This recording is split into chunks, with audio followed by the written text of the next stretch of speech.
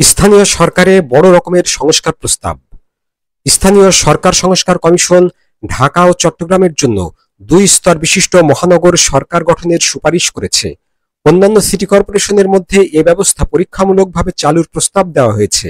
প্রধান সুপারিশসমূহ: উপজেলায় পূর্ণাঙ্গ দেওয়ানি ও ফৌজদারি আদালত স্থাপন এবং এডিআর আদালত চালু করতে জ্যেষ্ঠ সহকারী জজ পদায়ন, গ্রাম আদালত বিলুপ্তির প্রস্তাব, ইউনিয়ন, উপজেলা ও জেলা পরিষদে কর্মকর্তা কর্মচারী ও আর্থিক ক্ষমতা হস্তান্তর, উপজেলা স্বাস্থ্য কমপ্লেক্স ও ইউনিয়ন স্বাস্থ্য কেন্দ্র স্থানীয় সরকারের অধীন করা, স্থানীয় সরকার মন্ত্রণালয়ের নাম পরিবর্তন করে স্থানীয় সরকার, জনপ্রতিষ্ঠান ও জনপ্রকৌশল সেবা মন্ত্রণালয় করার প্রস্তাব, নির্বাচন পদ্ধতিতে পরিবর্তন, সরাসরি ভোটে নয়, নির্বাচিত সদস্যদের ভোটে চেয়ারম্যান, মেয়র নির্বাচন, নারী প্রতিনিধিত্বের জন্য 9 ওয়ার্ডে 3টি সংরক্ষিত নারী ওয়ার্ড।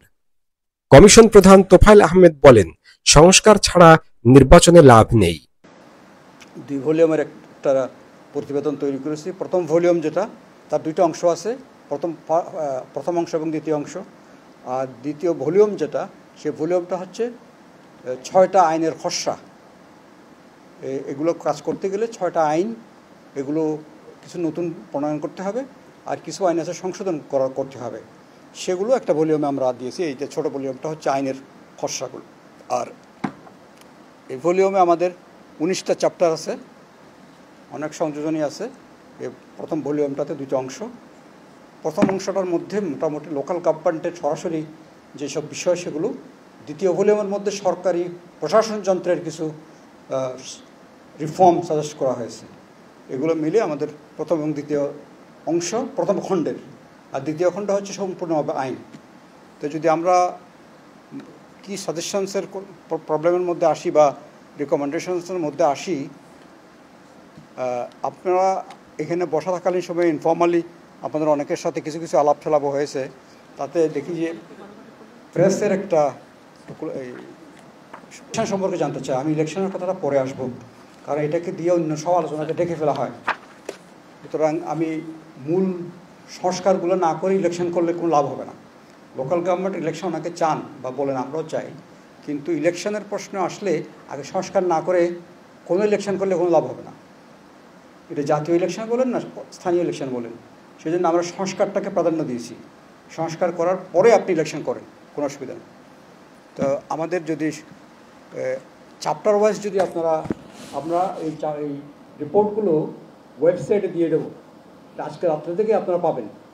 ওয়েবসাইটে দিয়ে দেবো, ওয়েবসাইট সম্পর্কে বলবো কোন ওয়েবসাইটে পাবেন। সেই জন্য আজকে রাত্রে থেকে আপনারা মোটামুটি ওয়েবসাইট দেখলে এই রিপোর্ট পুরোটাই দেখতে পাবেন।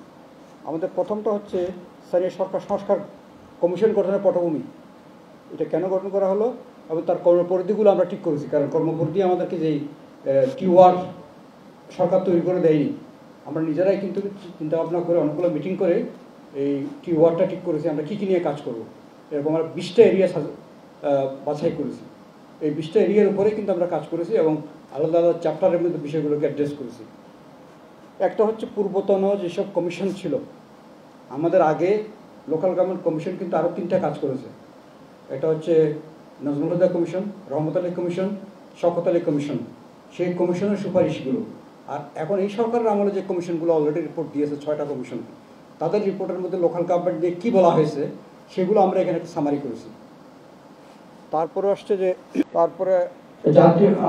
দ্বিতীয় অধ্যায় আসছে, তৃতীয় অধ্যায় হচ্ছে জাতীয় রাষ্ট্র, স্থানীয় রাষ্ট্র। এইটাকে আমরা কীভাবে দেখি, আমাদের যে স্থানীয় রাষ্ট্র বা স্থানীয় সরকার, এটাকে আদৌ সরকার পদবাচ্চা হওয়ার যোগ্যতা রাখে কিনা, এটাকে আমরা সরকার হিসেবে দেখেছি কিনা, ঐতিহাসিকভাবে কী প্রবলেমগুলো আমরা ফেস করেছি। তো এখানে আমরা এই ঐতিহাসিক আলোচনাটা করা দরকার। এই কারণে স্থানীয় সরকার সবার মুখোমুখি থাকলেও আসলে এটা কোনো সরকারও না, স্থানীয় এটা কোনো সরকারের চরিত্রটা ছিল না। কারণ ব্রিটিশ আমলে যখন করা হয় এটা, তার আগের স্তর একটা ইতিহাস আছে।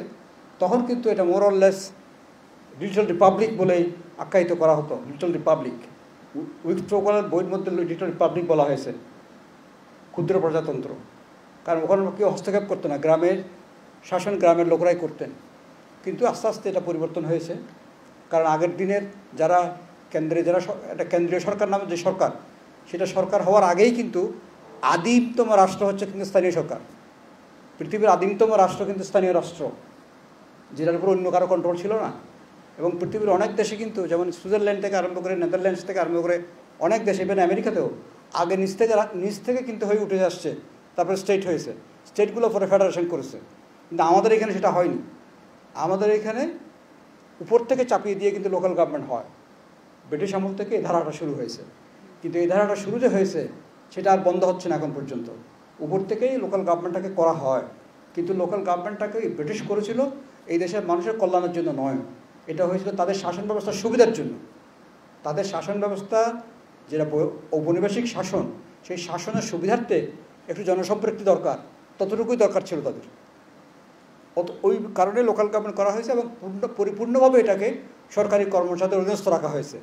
জেলা প্রশাসক বা ডেপুটি কমিশনার বা ডিস্ট্রিক্ট ম্যাজিস্ট্রেট, তখনকার সময় district magistrate and collector more or less local government entire সিস্টেমের মা বাপ ছিল। সেই সিস্টেমটা পাকিস্তান আমলেও কিন্তু খুব একটা চেঞ্জ হয়নি। পাকিস্তান আমলে যেটা চেঞ্জ হওয়া শুরু হয়েছিল 56 সনের সংবিধান করার পরে, সেটা কিন্তু আইয়ুব খান আসার পর থেকে আর থাকেনি, আবার ওই জায়গায় ফেরত গেছে। বাংলাদেশ হওয়ার পরে আমরা যেভাবে জাতীয় রাষ্ট্রের জন্য আমাদের আকাঙ্ক্ষাটা একরকম ছিল, স্থানীয় রাষ্ট্র কী হবে না হবে সেটা নিয়ে তখন আমাদের কিন্তু খুব একটা সচেতনতা, মাথা ব্যথা বা এটা নিয়ে চিন্তা তো ধানা বাঁধেনি। তাই আগের যেটা ছিল সেটাকে একটু নাড়াচাড়া করেই কিন্তু শুরু করা হয়েছে। সেই জন্য প্রথমে শুরু হয়েছে ইউনিয়ন পরিষদ, পরবর্তীতে আস্তে আস্তে 82 সনের পরে উপজেলা পরিষদ, 2000 সনের আইন হয়েছে, 2008-09 থেকে জেলা পরিষদ। এভাবে করে ঐতিহাসিকভাবে আমাদের লোকাল গভর্নমেন্ট সিস্টেমটা কিন্তু এটা অটোনমাস প্রতিষ্ঠান হিসেবে কিন্তু গড়ে ওঠেনি। এখন এসে আমরা এই সময় এসে এটা একটা বড় চ্যালেঞ্জ। সুতরাং দেখবেন এখানের রিকমেন্ডেশনগুলোর মধ্যে অনেক ক্ষেত্রে র্যাডিক্যাল মনে হবে এটাকে, কারণ এতদিন পর্যন্ত যে সিস্টেমটা ছিল এটা কিন্তু ঠিক লোকাল গভর্নমেন্ট সিস্টেম ছিল না। ইন্টারন্যাশনাল স্ট্যান্ডার্ড যদি দেখেন আপনি, ইভেন ভারতীয় স্ট্যান্ডার্ডও, ভারতীয় উপমহাদেশে যেই আছে লোকাল গভর্নমেন্ট, তার স্ট্যান্ডার্ডও কিন্তু আমাদের লোকাল গভর্নমেন্ট কিন্তু ওইভাবে ছিল না। তো আমরা এখানে যে সাজেশনের মধ্যে প্রথমে যেটা করার চেষ্টা করেছি যে ইউনিয়ন, উপজেলা, জেলা, এই যে 3টা প্রতিষ্ঠান, এগুলো 3 ধরনের কাঠামো, 3 ধরনের নির্বাচন, 3 ধরনের নেতৃত্ব, এবং প্রতিষ্ঠানগুলো কিন্তু 3 ধরনের। ইউনিয়নটা এক ধরনের, উপজেলাটা অন্য ধরনের। উপজেলা মাত্র 3 জনের প্রতিষ্ঠান, 2 ভাইস চেয়ারম্যান এবং 1 চেয়ারম্যান। জেলা পরিষদটার মধ্যে কোনো জনগণের কোনো ভোটাধিকার নাই। তাহলে এই যে বিভিন্ন টাইপের অর্গানাইজেশন, কাঠামো এবং আইন, এইটা একটা বিরাট বাধা। আমরা চেষ্টা করেছি সংগঠন কাঠামো এবং আইন কাঠামো দুয়ের মধ্যে সংস্কার করে এইরকম সমজাতীয় নিয়ে আসা, পর্যায়ে নিয়ে আসা। এবং সেই ক্ষেত্রে আমরা ইন্ট্রোডিউস করার চেষ্টা করেছি উপরে গণতান্ত্রিক পদ্ধতি, অনেক লং টার্ম চিন্তা করে যে মানে গ্রাসরুট লেভেল থেকে গণতান্ত্রিক পদ্ধতি কীভাবে চালু করা যায়, এবং পার্লামেন্টারি সিস্টেমের একটা প্রতিরূপ আমরা ওখানে স্থাপন করার চেষ্টা করেছি ইউনিয়ন, উপজেলা এবং জেলায়। ঠিক একই রকমভাবে একই জিনিস পৌরসভা এবং সিটি কর্পোরেশনও। সুতরাং আমাদের এখনকার যদি আমাদের রিকমেন্ডেশন অনুযায়ী যদি লোকাল গভর্নমেন্ট রিঅর্গানাইজ করা হয়, তাহলে কিন্তু এটা সমকাঠামো, ইউনিয়ন থেকে সিটি কর্পোরেশন পর্যন্ত একই রকমের কাঠামো হবে। কাঠামোটা মোরলেস সিমেট্রি থাকবে। আর আইনগুলোকে আমরা দেখেছি 5টা মৌলিক আইন, ইউনিয়ন পরিষদ আইন, উপজেলা পরিষদ আইন, জেলা পরিষদ আইন, পৌরসভা আইন, সিটি কর্পোরেশন আইন, এগুলো পৃথক পৃথক আইন। কিন্তু এগুলো অনেক ক্ষেত্রে কিন্তু একটার আরেকটা প্রতিরূপ অথবা সাংঘর্ষিক কোনো কোনো ক্ষেত্রে। আমরা সব আইনগুলোকে পর্যালোচনা করে একটা সিঙ্গেল অ্যাক্টের অধীনে ইউনিয়ন, উপজেলা, জেলা, পৌরসভা, সিটি সবগুলোকে নিয়ে আসছি। এখন কিন্তু 5টা মৌলিক আইন, শতাধিক অধস্তন আইন এবং হাজার হাজার সার্কুলার দিয়ে কিন্তু লোকাল গভর্নমেন্ট চলে। এই আইনটা যদি পাশ করা হয় তাহলে আইনের সংখ্যা কমে যাবে, সামান্য কয়টা 10-5টা বিধি করতে হবে খালি। এটা একটা মনে করি যে মৌলিক সংস্কার। এবং সেই জিনিসটার সাথে আসবে ইলেকশনটাও তখন ইজি হয়ে যাবে। একটা সিঙ্গেল শিডিউলে আপনি 5টা প্রতিষ্ঠান ইলেকশন করতে পারবেন, সিঙ্গেল শিডিউলে, মানে একই দিনে বলছি না, সিঙ্গেল শিডিউল দিয়ে স্টেগার্ড ওয়েতে কিন্তু আপনি যেমন দেশটাকে বিভিন্ন জিওগ্রাফিক্যাল এরিয়াতে ভাগ করে একই দিনে ইলেকশন, একই শিডিউলে ইলেকশন করে ফেলতে পারবেন। এখন 5টা ইলেকশন, এর মধ্যে 3টে ইলেকশন জাতীয় নির্বাচনের মতো, ইউনিয়ন পরিষদ, উপজেলা পরিষদ, পৌরসভা ইলেকশন, এটা জাতীয় নির্বাচনে যেরকম আয়োজন হয় ঠিক একই রকমের আয়োজন হয়ে যায়। তাহলে একটা দেশে 5টা ইলেকশন একটা গভর্নমেন্টের অধীনে 5 বছর ধরে নির্বাচন হতে থাকে।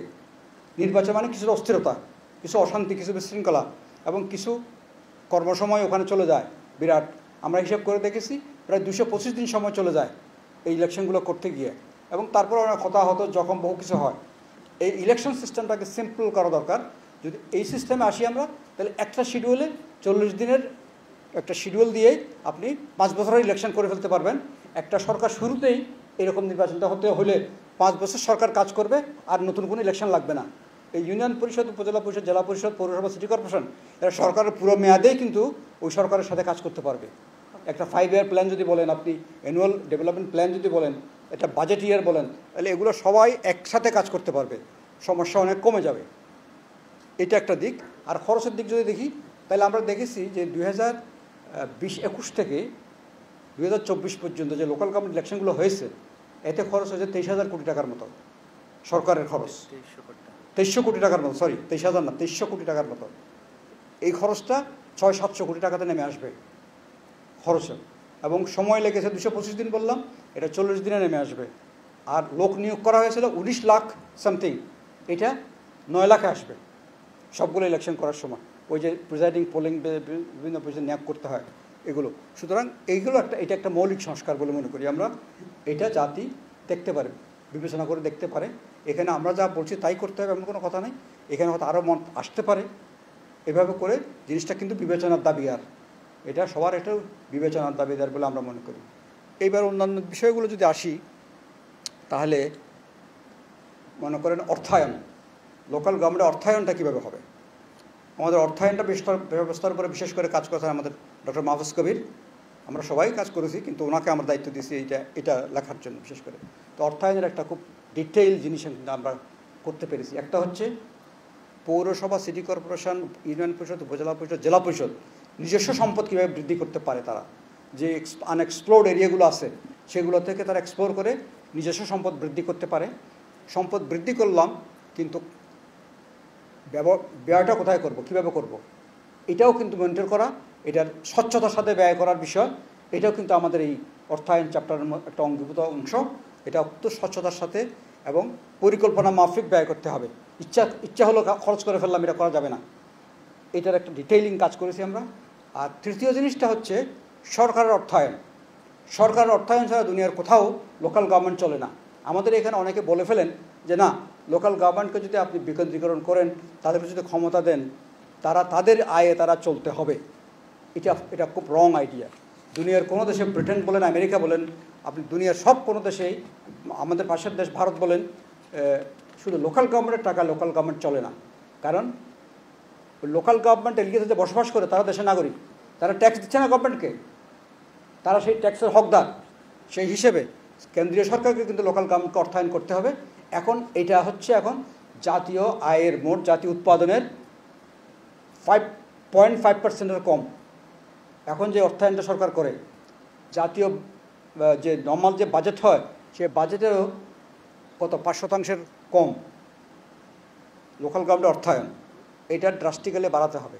কারণ লোকাল গভর্নমেন্টের লোকজন, লোকাল গভর্নমেন্টের যারা নাগরিক, প্রত্যেকটা নাগরিকের দ্বৈত সত্তা আছে। আপনি এটা লোকাল গভর্নমেন্টের ভোট দিয়ে থাকেন, লোকাল গভর্নমেন্টেরও আপনি সেবা নিয়ে থাকেন, বা এটা আপনারও গভর্নমেন্ট, ন্যাশনাল গভর্নমেন্টও আপনার গভর্নমেন্ট। কিন্তু লোকাল গভর্নমেন্টের ক্ষেত্রে যে তারা সার্ভিস দেওয়ার জন্য যে অর্থায়ন, সেটা তো ন্যাশনাল স্ট্যাকের, আপনি অলরেডি ট্যাক্স তো দিয়ে দিচ্ছেন সেন্ট্রালি, সেই ট্যাক্সের অংশ কিন্তু এখানে পেতে হবে। সুতরাং লোকাল গভর্নমেন্টের যে রাজস্ব এবং যে মূসক বাংলা, এটা পুরো মূল্য সংযোজন কর, ভ্যাট, সেটার অংশবিশেষ আমরা সবাই দিচ্ছি। যিনি লুঙ্গি কিনেন, গামছা কিনেন, গেঞ্জি কিনেন, তিনিও কিন্তু মূসক দিচ্ছেন। তো সুতরাং মূসকের একটা অংশ তারা পাবে না কেন লোকাল গভর্নমেন্ট? আমরা প্রস্তাব করেছি এখানে 1/3 মূসক প্রথম দিয়ে শুরু করেন, লোকাল গভর্নমেন্টকে দেন আপনি। লোকাল গভর্নমেন্ট এটা পাওয়ার হকদার। মনে করেন আমি বিল পে করি ইলেকট্রিসিটির, বিলের যেটা খাম্বা গেছে, তার গেছে, সব আমার গাড়ির গয়াধারের উপর দিয়ে গেছে, কিন্তু আমি তো এটার থেকে কিছু পাই না। Local government should get something from the electricity bill. এরকম প্রত্যেকটা আইটেম থেকে যদি ধরেন, এটা কিন্তু অনেক জটিল ব্যাপার হয়ে যায়। সেজন্য আমরা বললাম আপনি মূসকের 1/3 দিয়ে দেন লোকাল গভর্নমেন্টকে, কিন্তু দিয়ে আপনার কাজ শেষ না। তারা এটা কীভাবে ব্যবহার করছে সেটা মনিটর করেন। সেটা মনিটর করার জন্য এজেন্সির জন্য আমরা সাজেস্ট করেছি এটা মনিটর করতে হবে শক্তিশালীভাবে, যাতে তারা এটা ব্যবহার করে। এই টাকাটা দিলে সরকার কিন্তু ওই জায়গায় সরাসরি সেন্ট্রাল গভর্নমেন্টের প্রজেক্ট করা লাগবে না, সেন্ট্রাল গভর্নমেন্ট ওখানে ডেভেলপমেন্টের জন্য টাকা খরচ করা লাগবে না। এদেরকে দিয়ে করানো হবে। লোকাল নিড দেখে লোকালি এই সব ডেভেলপমেন্ট কাজগুলো হবে এবং সেই কাজের সুযোগ সৃষ্টি হোক, টাকাও দেন, তাদের কাজ করার মধ্যে তাদেরকে এরকম মনিটরিং করেন, সিস্টেম করেন, নীতি করেন, স্ট্র্যাটেজি করেন, আইন করেন। সেটা না করে সব কিছু লোকাল সেন্ট্রাল গভর্নমেন্ট করবে, সেটা হয় না। এখন মসজিদ করে সেন্ট্রাল গভর্নমেন্ট, ঈদগাহ করে সেন্ট্রাল গভর্নমেন্ট, পুকুর খনন করে লোকালি, এগুলো কেন করে সেন্ট্রাল গভর্নমেন্ট? এটা করার কোনো প্রয়োজন নেই, এগুলো লোকাল গভর্নমেন্টই করবে, কিন্তু তাদেরকে ওইভাবে অর্থায়ন করতে হবে। সেজন্য নিজস্ব অর্থায়ন যেমন জরুরি, আবার সরকারের অর্থায়নও জরুরি। এটাকে কিন্তু ওইটা বলার কোনো অবকাশ নাই যে তাদেরকে আমরা স্বাধীনতা দিয়েছি, তোমরা নিজেদের টাকায় চলো, না, এটা সম্ভব না, এটা হবে না। এটা করতে হবে এবং ওই ন্যাশনাল বাজেট থেকেও টাকা এখানে দিতে হবে। না, এগুলো টেকনিক্যাল জিনিস, এত টেকনিক্যাল জিনিস বলে লাভ নাই। আচ্ছা, এইটা আরেকটা খুব ইম্পর্টেন্ট জিনিস, এটা তাত্ত্বিক কথা বলতে পারেন আপনারা। আমার সরকারি কর্মকর্তারা আছে, ইউনিয়নে আছে, উপজেলায় আছে, জেলায় আছে, কিন্তু একই কাজ করার জন্য আবার মনে করেন স্বাস্থ্য, শিক্ষা, জননিরাপত্তা, এগুলোর জন্য আপনার সরকারি বিভাগ আছে, সরকারের ওদেরকে টাকাও দেওয়া হচ্ছে, কিন্তু এই দায়িত্বগুলো আবার আপনি লোকাল গভর্নমেন্টকেও দিয়েছেন। কিন্তু লোকাল গভর্নমেন্টকে দিয়েছেন আপনি কাজটা, কিন্তু টাকাও দেন নাই, এটা কাজ করার জনবলও দেন নাই। তাহলে mandate without function, fund and functionary, এই ম্যান্ডেটের কোনো অর্থ নাই। তা আমরা বলেছি যে আপনি ম্যান্ডেট দেবেন, সেই ম্যান্ডেটের সাথে ফান্ড, ফাংশনারি এবং ফ্রিডম দিবেন, 3 অ্যাপস। এই 3 অ্যাপস ছাড়া লোকাল গভর্নমেন্ট কাজ করতে পারবে না। এখন মনে করেন আপনি, আমরা স্টাডি করেছি, এটা আমার অন্য স্টাডি থেকে নিয়ে এখানে ইউজ করেছি তথ্যটা, উপজেলা পর্যায়ে উপজেলা এবং ইউনিয়ন দুটো মিলিয়ে এখন সরকারের প্রায় 1800 থেকে 1600 কর্মচারী কাজ করে, কর্মকর্তা কর্মচারী। তাদের জবাবদিহিতা কোথায়? তাদের এখানে বাজেট যেটা দেওয়া হয়, এটা কিন্তু লোকাল গভর্নমেন্টকে যে বাজেট দেওয়া হয় তার 10-20 টাইমস বেশি ওখানে ওই ডিপার্টমেন্টের মাধ্যমে যাচ্ছে। তাহলে এরকম ডাবল বাজেট কেন দিবেন আপনি? বাজেটটা সমন্বিতভাবে এক জায়গায় যাবে, এই কর্মচারী কর্মকর্তাগুলো সহ লোকাল গভর্নমেন্ট কাজ করবে। লোকাল গভর্নমেন্টে এরাও স্থানান্তরিত হবে, একটা সিস্টেম থাকবে, সেই সিস্টেমের অধীনে কাজ করবে। ইউনিয়ন, উপজেলা, জেলা, এই 3 পর্যায়ে সরকারি কর্মকর্তাদের লোকাল গভর্নমেন্টে স্থানান্তর করতে হবে with fund and functionary, function, fund and functionary দিয়ে হস্তান্তর করতে হবে। জেলা পর্যায়ে জেলা পরিকল্পনা এবং জেলা বাজেট সিস্টেম ইন্ট্রোডিউস করতে হবে। একটা জেলায় সরকার মোট কত টাকা দিচ্ছে এবং তারা কি ফাংশন করছে, এটা একটা প্ল্যান মাফিক, ওই ডিস্ট্রিক্ট প্ল্যান মাফিক ওই টাকাগুলো খরচ করতে হবে। তাহলে ডিপার্টমেন্ট টাকা খরচ করে ফেলবে নিজের ডিপার্টমেন্টাল প্ল্যান মতে, এই জিনিসটাকে বন্ধ করে, যেটা একসময় মুইজ সাহেব চেয়েছিলেন যখন ফাইন্যান্স মিনিস্টার ছিলেন, উনি জেলা বাজেটের কথা বলতেন, কিন্তু ওনার পার্টি ওনাকে সেভাবে হেল্প করেনি। আরও আগে মঈন খান যখন প্ল্যানিং মিনিস্টার ছিলেন, উনি ডিস্ট্রিক্ট প্ল্যানের কথা বলেছিলেন। আমরা সেই দুটো জিনিসকেই ইন্ট্রোডিউস করতে চাই, জেলা পরিকল্পনা এবং জেলা বাজেট, এবং জেলার সমস্ত কর্মকর্তা, যেটা চিটাগং হিল ট্র্যাক্টের 3 ডিস্ট্রিক্টে দেওয়া হয়েছে, অল গভর্নমেন্ট ফাংশনারিকে জেলা পরিষদে ন্যস্ত করা হয়েছে। চিটাগং হিল ট্র্যাক্টের 3 ডিস্ট্রিক্টে, বান্দরবান, খাগড়াছড়ি এবং রাঙামাটিতে আমরা একই জিনিসটা প্লেইন ল্যান্ডে ইন্ট্রোডিউস করতে বলবো, এবং এটা আমাদের রিকমেন্ডেশনের একটা অংশ। আর উপজেলাতে যেই 17টা ডিপার্টমেন্ট ট্রান্সফার করা হয়েছে, এগুলোর নামমাত্র ট্রান্সফার, ফান্ড ট্রান্সফার করা হয়নি, জনবল পুরো ট্রান্সফার করা হয়নি। ট্রান্সফার করলেও তারা কীভাবে কাজ করবে, যে বিধানটা আছে সেই বিধানটা প্রতিপালিত হচ্ছে না, এটার কোনো মনিটরিং নেই, জবাবদিহি নেই। সেজন্য এটাকে ফাইনালি ঠিকভাবে করতে হবে। আর ইউনিয়ন পরিষদ লেভেলে 7টা মিনিস্ট্রির 9 জন কর্মকর্তা কর্মচারী কাজ করে, 9 সেট অফ ফাংশনারিজ ইউনিয়ন লেভেলে। এদের কথা ছিল 2009 সনের ইউনিয়ন পরিষদ অ্যাক্টে বলা ছিল এই কর্মকর্তা কর্মচারীগুলো ট্রান্সফারেবল, হস্তান্তরযোগ্য, কিন্তু 2009 থেকে 2025 এই পর্যন্ত কিন্তু হস্তান্তরযোগ্য হয় নাই, এটা হস্তান্তরিত হয় নাই। একটা ইউনিয়ন পরিষদের ভবন আছে, ওর মধ্যে বসার জায়গা আছে সব কর্মকর্তাদের, কিন্তু তারা কেউ বসে না ওখানে। তো এইগুলোর কোনো মনিটরিং নাই। ইউনিয়ন লেভেলের যে একটা ইউনিয়ন হেলথ সেন্টার আছে, সেই ইউনিয়ন হেলথ সেন্টারটা, আপনারা তো রিপোর্টার হিসেবে তো অনেক সময় মফস্বলে বিভিন্ন জায়গায় যান, just enter into any of the union health centre, এটা ফাংশন করে কিনা দেখবেন যে জরাজীর্ণ অবস্থায় পড়ে আছে, নন ফাংশনাল, লোকজন নাই, থাকলেও বলে যে মিটিয়ে গেছে, অর্থাৎ কাজের মধ্যে নাই আর কি। আর এখন যে ক্লিনিকগুলো করা হয়েছিল, কমিউনিটি ক্লিনিক, সেই ক্লিনিকগুলো একটা আগের অবস্থায় নাই, এগুলো ঘরবাড়ি ভেঙে গেছে, এগুলো এখন কাজ করছে না। তো আমাদের সেখানে সাজেশনটা দিয়েছি আমরা এই যে community clinic, union health centre বা ফ্যামিলি ওয়েলফেয়ার সেন্টার এগুলোকে একসাথ করে সমস্ত রিসোর্সগুলো এক জায়গায় রেখে ইউনিয়নে একটা পূর্ণাঙ্গ স্বাস্থ্য কেন্দ্র স্থাপন করুন। অ্যাটলিস্ট 3 জন ডাক্তার ওখানে দেন, একজন মহিলা 2 জন পুরুষ মিনিমাম। 3 জন মহিলা হলে কোনো আপত্তি নাই, কিন্তু মহিলা থাকতেই হবে একজন। এটাকে করেছেন। আর যে স্টাফের স্ট্রেংথ ওখানে থাকার কথা, সেই স্টাফ স্ট্রেংথটা এনশিওর করুন। আমরা এটা আজকে প্রধান উপদেষ্টা মহোদয়কে বলেছি। রুরাল হেলথ সিস্টেমের অবস্থা খুবই খারাপ। আসেন উপজেলা হেলথ সেন্টার, উপজেলা হেলথ সেন্টারগুলোতে ডাক্তার আছে 12 জন থাকার কথা বেশিরভাগ হেলথ সেন্টারে, 12 জন কোথাও নাই। বাংলাদেশের কোনো হেলথ সেন্টারে 12 জন ডাক্তার নাই। খাতায় আছে কীরকম 5 জন আছে সংযুক্তিত আরেক জায়গায়, কিন্তু বেতনটা হয় এই উপজেলা থেকে। আপনার কয়েকদিন আগে দেখেছেন একটা নিউজ হয়েছে কুড়িগ্রামের একটা উপজেলা উলিপুরের উপর বোধহয় 12 জন ডাক্তারের মধ্যে 3 জন আছে। তাহলে এটা উলিপুরটা কি দেশের অংশ না? এটা কেমন হবে, কেন হবে এটা? সুতরাং ইউনিয়ন হেলথ এবং উপজেলা হেলথ এই দুইটার সাথে উপজেলা পরিষদ এবং ইউনিয়ন পরিষদের যোগাযোগটা নিবিড় করতে হবে। যদি সরকার মনে করে তারা চালাতে পারবে না, তাহলে এটাকে প্রাইভেটাইজ করুন। এলাকার লোককে বলুক তোমরা চালাও, তারা তাদের সম্পদ দিয়ে চালাবে, আপনি সে অধিকার দেন। অথবা আপনি যৌথভাবে করেন, কমিউনিটির সাথে সরকারের সাথে যৌথভাবে চালান, কিন্তু এগুলোকে রিভাইভ করতে হবে। গ্রামের যে স্কুল, এডুকেশনের সাথে লোকাল গভর্নমেন্টের সংযোগ কোনোভাবেই নাই, এটাকে আনতে হবে। প্রাইমারি স্কুলে দেখা যাচ্ছে 40% প্রাইমারি স্কুলে দেশে মোরাললেস হেডমাস্টার নাই। হেডমাস্টার ছাড়া কেমন আপনার স্কুল চলে? হেডমাস্টার স্কুলের প্রাণ, হেডমাস্টার নাই প্রাইমারি স্কুলগুলোতে। আপনি অ্যাসিস্ট্যান্ট হেডমাস্টারের পোস্ট ক্রিয়েট করেন আর হেডমাস্টারের পদগুলো পূরণ করেন। দেশের শিক্ষা ব্যবস্থার সাথে শিক্ষা কমিটি যেটা ইউনিয়ন পর্যায়ে আছে, তার সাথে অ্যাসিস্ট্যান্ট শিক্ষা কর্মকর্তা যে আছে, সহকারী শিক্ষা কর্মকর্তা, তাকে সেই স্থায়ী কমিটির কাজ করার জন্য তাকে নির্দেশ দেন এবং এই শিক্ষার সাথে ইউনিয়ন পরিষদ উপজেলা পরিষদকে নিবিড়ভাবে যুক্ত করেন, জনগণকে যুক্ত করেন। ম্যানেজিং কমিটিগুলো বিভিন্ন মাস্তান দিয়ে ম্যানেজিং কমিটি করা হচ্ছে, বিভিন্নভাবে পলিটিসাইজ করা। এই ম্যানেজিং কমিটিগুলো স্বচ্ছভাবে হোক এবং এটার ক্ষেত্রে স্বচ্ছ বিধিবিধান আসা, এটা আমাদের ওয়ান অফ দ্য রিকমেন্ডেশনস। আচ্ছা, হ্যাঁ, এটা বলতেছি পরে। আর উপজেলাতে বিচার ব্যবস্থা, ইউনিয়ন এবং উপজেলা বিচার ব্যবস্থা আমরা রেকমেন্ড করেছি উপজেলাতে পূর্ণাঙ্গ আদালত স্থাপন করতে হবে। ফৌজদারি এবং দেওয়ানি পূর্ণাঙ্গ আদালত উপজেলা পর্যন্ত যেতে হবে এবং এটা কোনো নতুন অভিনব বিষয় না, এটা আগে ছিল এবং এটা খুব ভালো ফাংশন করেছে। আমি একসময় কুমিল্লা একাডেমিতে চাকরি করতাম, আমরা এটাকে ইভ্যালুয়েট করেছি। কুমিল্লা একাডেমিতে তখন ডিজি ছিলেন হাসান আব্দুল হাই সহ আমরা একটা টিম করে আমরা স্টাডি করেছি, এটা দেখেছি it was working fine, working well. এবং প্রথম দিকে অনেক মামলার সংখ্যা বেড়ে গিয়েছিল কেন? কারণ মামলাগুলো জেলা এবং মহকুমাতে ছিল, সেই মামলাগুলো ট্রান্সফার হয়েছে। অনেক বছর ধরে মামলাগুলো পড়েছিল জেলা এবং মহকুমায়, সেগুলো ট্রান্সফার হয়েছে উপজেলায়। মামলা একসাথে 500-600 হয়ে গেছে।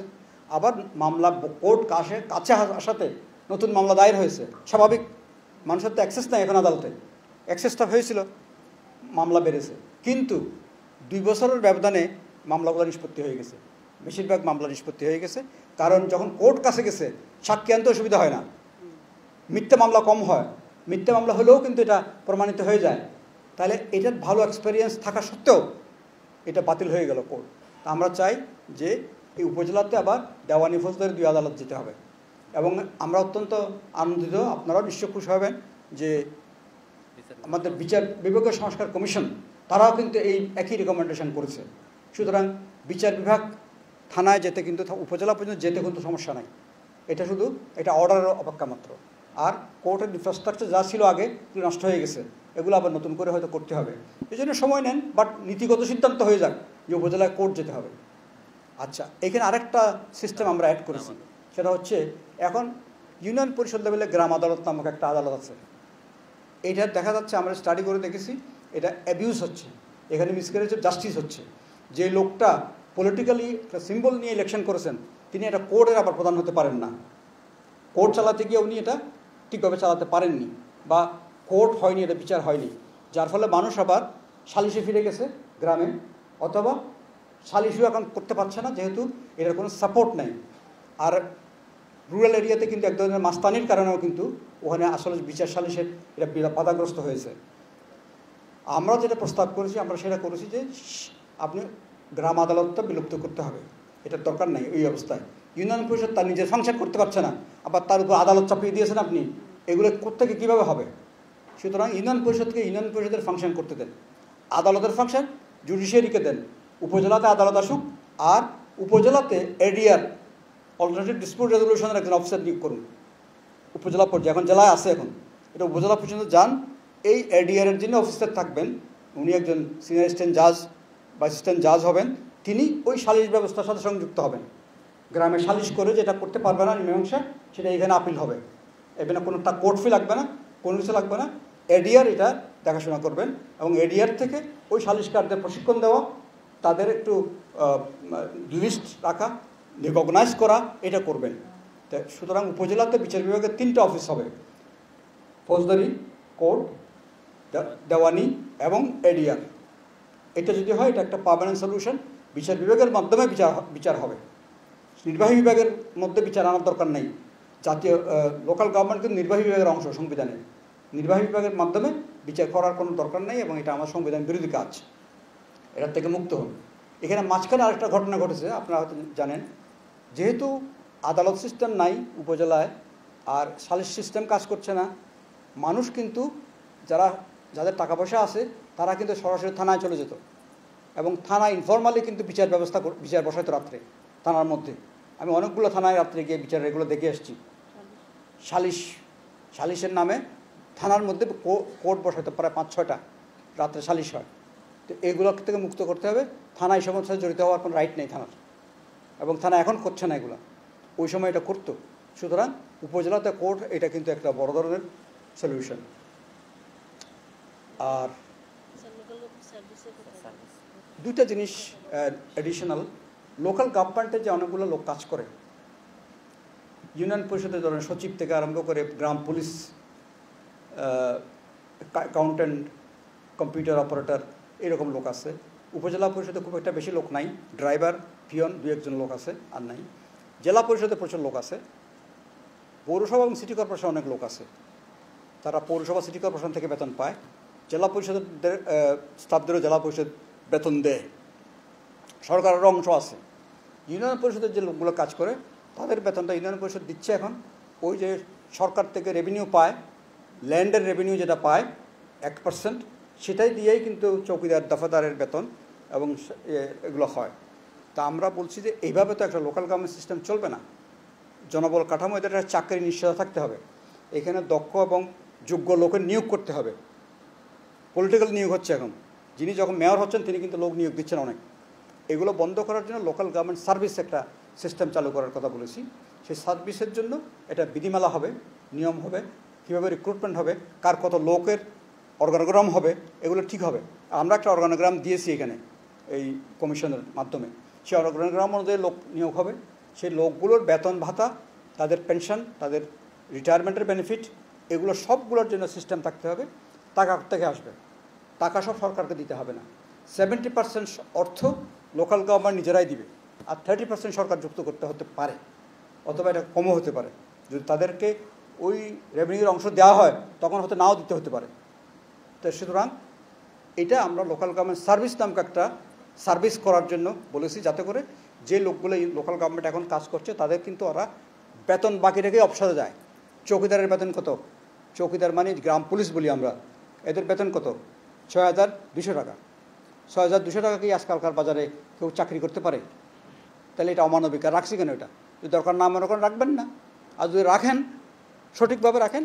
তো গ্রাম পুলিশের ক্ষেত্রে আমাদের সাজেশন হচ্ছে গ্রাম পুলিশের সব লোক ওই সার্ভিসের অন্তর্ভুক্ত হয়ে যাবে, এবং তাদেরকে দেখাশোনার জন্য, তাদের ম্যানেজমেন্টের জন্য পুলিশ বিভাগ থেকে এআইজি পদমর্যাদার একজন অফিসার ওই সার্ভিসের প্রেশনে আসবেন।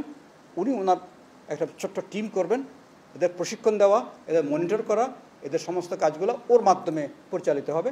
তারা কিন্তু নিজ নিজ লোকাল গভর্নমেন্টকে সার্ভিস দিবে, নিজ লোকাল গভর্নমেন্টকে তারা সার্ভিস দিবে।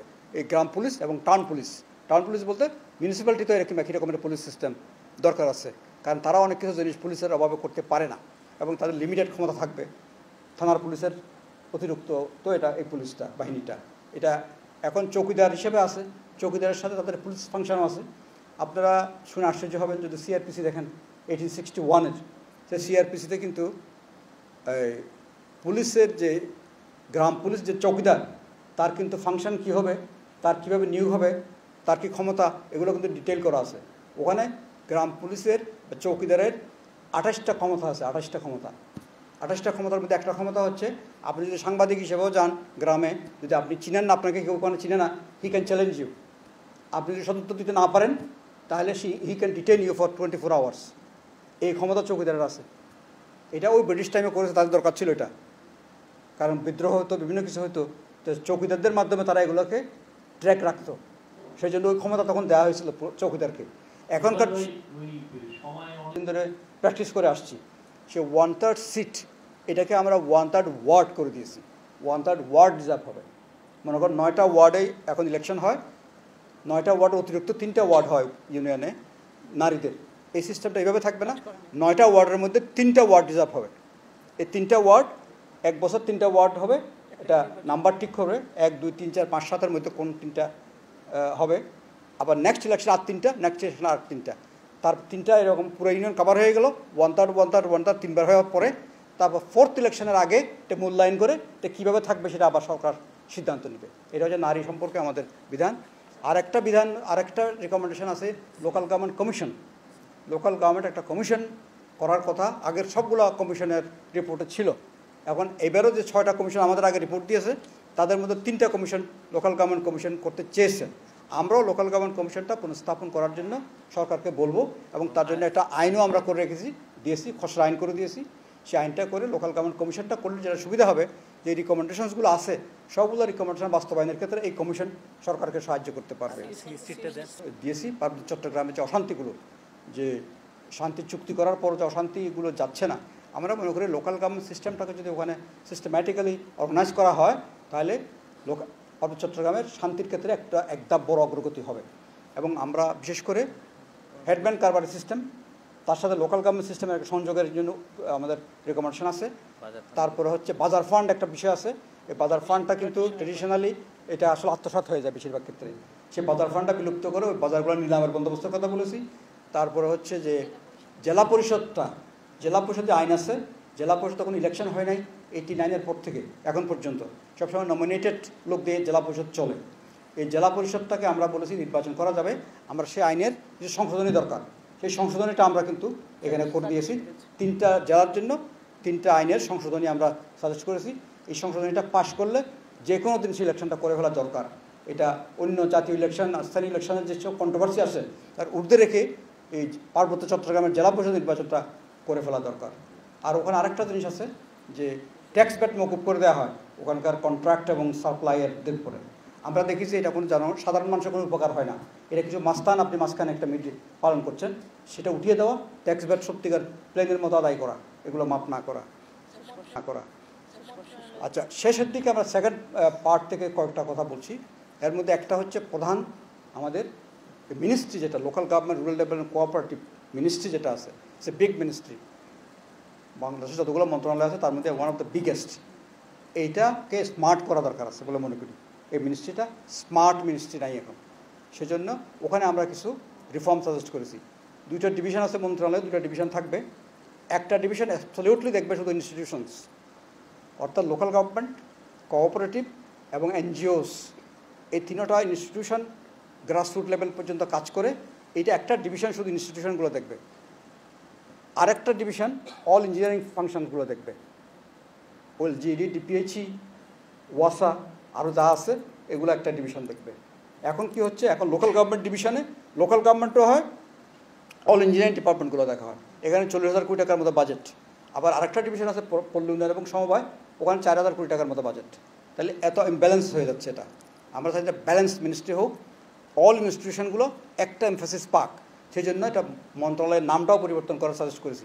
মন্ত্রণালয়ের নাম হতে পারে স্থানীয় সরকার, জনপ্রতিষ্ঠান ও জনপ্রকৌশল সেবা মন্ত্রণালয়, এবং একটা ডিভিশনের নাম হবে জনপ্রতিষ্ঠান ডিভিশন, আর একটা ডিভিশনের নাম হবে জনপ্রকৌশল সেবা বিভাগ।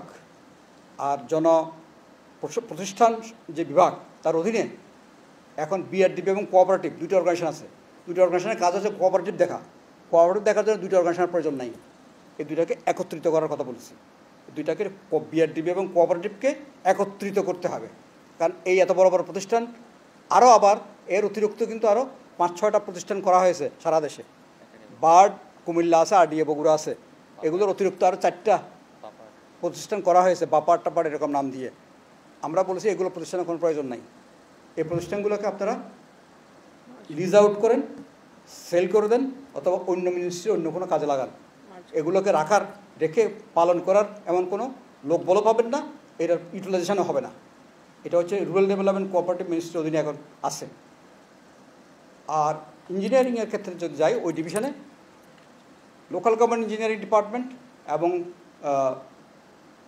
জনস্বাস্থ্য প্রকৌশল অধিদপ্তর, দুইটা ইঞ্জিনিয়ারিং ডিপার্টমেন্ট একটা মিনিস্ট্রিতে থাকার দরকার নাই। এই দুইটাকে একসাথ করে ফেলুন, দুটোকে একসাথ করুন, তাদের কাজের গভীরতা ব্যাপকতা আরও বাড়ান।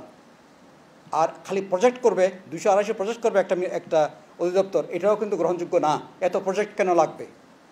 মূল কাজটা করলেই তো হয়। মূল কাজের মধ্যে আসুন। এই এত প্রকল্পর কোনো প্রয়োজন আছে বলে আমার মনে হয় না, আমরা এটা মনে করি না। সুতরাং দুইটা ডিভিশনকে, দুইটা ইঞ্জিনিয়ারিংকে একসাথ করে এবং টোটালটাকে ক্যাডার করুন। কারণ জনস্বাস্থ্য প্রকৌশল ক্যাডার, আবার এলজিডি ক্যাডার নয়, কিন্তু ক্যাডার হওয়ার সমস্ত কিছু তাদের কাছে আছে। এই জন্য সরকারের কোনো এক্সট্রা খরচ নাই, এক্সট্রা কোনো খরচা হবে না, বরঞ্চ ম্যানেজমেন্টটা টাইট হবে। সেজন্য এটা এত ফ্রি তারা থাকবে না তখন। এই জন্য এই দুইটাকে মিলেই একটা ক্যাডার করে ফেলার কথা আমরা বলেছি। আচ্ছা, মনিটরিং ইভ্যালুয়েশন, লোকাল গভর্নমেন্ট সিস্টেমটা মনিটরিং ইভ্যালুয়েশনের জন্য লোকাল গভর্নমেন্ট মিনিস্ট্রির অধীনে একটা অধিদপ্তর করার কথা বলেছি। এখন আছে একটা অনুবিভাগ, এটাকে অধিদপ্তর রূপান্তর করার কথা বলেছি। আর ছোটো ছোটো আরও কিছু কথা আছে। এর মধ্যে একটা হচ্ছে যে দেশে একটা ক্যাবিনেট ডিভিশনের নেতৃত্বে ডিসেন্ট্রালাইজেশন একটা জাতীয় পলিসি দরকার, বিকেন্দ্রীকরণের জাতীয় নীতিমালা দরকার। এটা করতে হবে। এটা শুধুমাত্র লোকাল গভর্নমেন্টের জন্য না, এটা বিচার বিভাগের জন্য দরকার, এটা অন্যান্য নির্বাহী বিভাগের অন্যান্য প্রতিষ্ঠানের জন্য দরকার। এটা জাতীয় বিকেন্দ্রীকরণ নীতিমালা করতে হবে, এটা করার কথা বলেছি। আর ভূমি ব্যবহার এর একটা খুব অত্যন্ত গুরুত্বপূর্ণ। ভূমি ব্যবহার জাতীয় ভৌত অবকাঠামো পরিকল্পনা এবং ভূমি ব্যবহার আইন কেন বলা হচ্ছে? এখন বাংলাদেশে ভূমি ব্যবহারটা ইনডিসক্রিমিনেট, যেখানে যার খুশি ভূমি ব্যবহার করছি। আগামী 10-15-20 বছর পরে আমরা কিন্তু আর দেশে ভূমি থাকবে না, সব বিল্ডিং থাকবে খালি। সুতরাং ভূমি সুরক্ষার জন্য একটা আইন দরকার। এটার নাম হবে ভূমি ব্যবহার আইন 2025, এরকম একটা অধ্যাদেশ আকারও হতে পারে। এটা আইন আমরা এখানে ড্রাফট করেছি, খসড়াটা করে দিয়েছি। আর জাতীয় ভৌত অবকাঠামো পরিকল্পনা করতে হবে, একটা জাতীয় ভৌত অবকাঠামো পরিকল্পনা। এটার বাইরে কেউ কিন্তু অবকাঠামো তৈরি করতে পারবে না ইচ্ছে করলেই। এটা করতে গেলে অনেকগুলো প্রসেসে গিয়ে করতে হবে।